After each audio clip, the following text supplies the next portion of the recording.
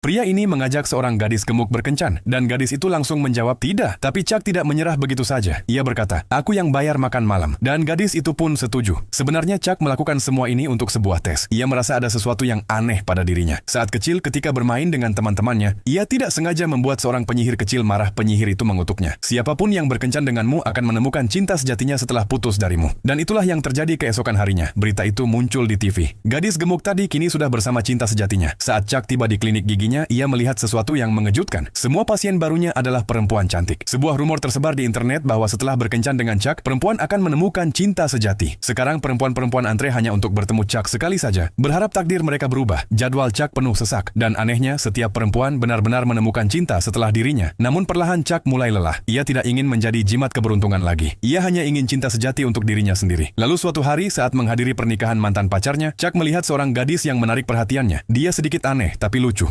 Namanya Cam. Dia bekerja di akuarium merawat penguin. Suatu hari saat memberi makan penguin, ia mematahkan giginya. Karena akhir pekan tidak ada dokter gigi yang buka, jadi dia menelepon Chuck. Begitu mendengar suaranya, Chuck langsung bergegas ke klinik. Setelah memperbaiki giginya, Chuck menawarkan untuk mengantarnya pulang. Mereka mengobrol sepanjang jalan. Chuck merasa ada hubungan nyata antara dirinya dan Cam. Ia berhenti menghubungi perempuan lain dan hanya fokus padanya. Kencan pertama mereka sempurna. Keduanya berpikir, mungkin ini dia orangnya. Tapi saat waktunya untuk berciuman, Chuck ragu. Bagaimana jika kutukannya benar? Bagaimana jika ia kehilangan Cam setelah itu? Namun senyum dan kehangatan Cam terlalu sulit ditolak. Chuck melakukan segalanya. Ia membuatkan sarapan ala kerajaan, mengirim puluhan pot bunga ke kantor Cam. Saat Cam membuka lokernya, ia menemukan balon-balon berbentuk hati Chuck, bahkan berdandan seperti penguin demi membuatnya tertawa. Namun bukannya romantis, Cam merasa itu berlebihan dan canggung. Saat ia melihat mobil di depan kantornya dipenuhi gambar hati, ia terkejut dan sedikit malu. Ia mulai merasa hubungan ini menjadi terlalu jauh. Chuck yang ketakutan kehilangan Cam justru semakin panik. Keesokan harinya ia membeli cincin lamaran. Tapi ketika ia melihat Cam memeluk pria lain, ia kehilangan kendali dan menyerang pria itu. Itu menjadi batas terakhir bagi Cam. Ia menangis dan mengakhiri hubungan mereka. Chuck duduk sendirian di pinggir jalan, basah kuyup oleh hujan. Lalu sebuah botol milik pengemis menggelinding dan menunjuk ke sisi jalan seberang. Chuck menoleh dan sejenak melihat sosok penyihir kecil itu. Mungkin dialah kunci kutukannya. Dengan bantuan Chuck berhasil menemukan gadis itu.